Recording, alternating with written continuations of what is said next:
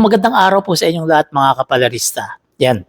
Pag-usapan natin itong nangyaring rally kahapon o pasasalamat rally doon sa Hong Kong. Pinapalabas kasi ng kampo ng mga Duterte na itong rally na to, itong pasasalamat rally, inorganisa ng mga OFW. Kusang inorganize daw ito ng mga kababayan natin sa Hong Kong na mga OFW, which is isang malaking budol. Dahil hindi po talaga totoo yan. Hindi talaga mga OFW ang nag-organize nito. Dahil ang totoong nag-organize nito ay KOJC o Kingdom of Jesus Christ na pinamumunuan ng pinuno nila na nakakulong ngayon ni si Pastor Apollo Kibuloy. Yan po ang totoo dyan. At hindi mga OFW ang kusang nag-organize nito. Sana wag po tayo magpapabudol sa mga sinasabi ng kabilang kampo na puro mga kasinungalingan. Ipagpalagay na natin na talagang yung mga umattend dito ay mga OFW. Pero hindi sila nag-organize niyan. Dahil ang nag-organize diyan ay yung simbahan ni Pastor Apollo Kibuloy. O ngayon, ang tanong diyan, nakapagsalita na si dating Pangulong Duterte diyan. Naka-attend na siya sa pasasalamat rally na yan. Ang tanong ngayon diyan, kailan siya babalik dito sa Pilipinas? Kailan siya uuwi dito sa Pilipinas? Para harapin niya yung sinasabing warrant of arrest na lumabas laban sa kanya. Yan ang malaking katanungan dyan. At yan ang hinihintay ng ating mga kababayan kung mangyayari nga. Kailan nga kaya uuwi etong si dating Pangulong Duterte? Diyan po talaga natin malalaman kung gaano ito katapang. Diyan natin malalaman kung talaga ito ay manlalaban.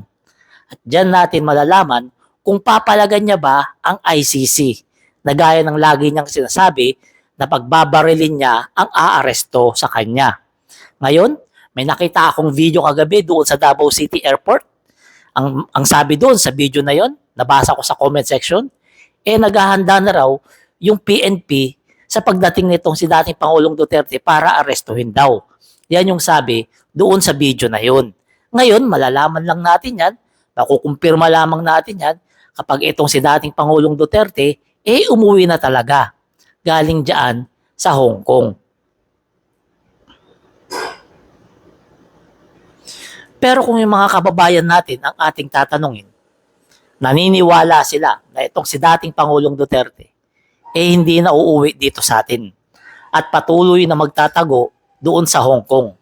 Yan ang paniniwala ng ilan natin mga kababayan base doon sa comment section ng video na napanood ko.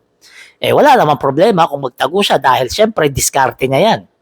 Kung ayaw niyang harapin ang warrant of ng ICC, wala tayong magagawa dyan. Kasi syempre nga, gaya nga sabi ko, galawan niya yan. At isa pa, matanda na siya para makulong. Matanda na siya para magdusa sa loob ng kulungan. Pero sana naisip niya na matanda na siya para sa mga ganyan. Na dapat ay nagpapahinga na lamang siya.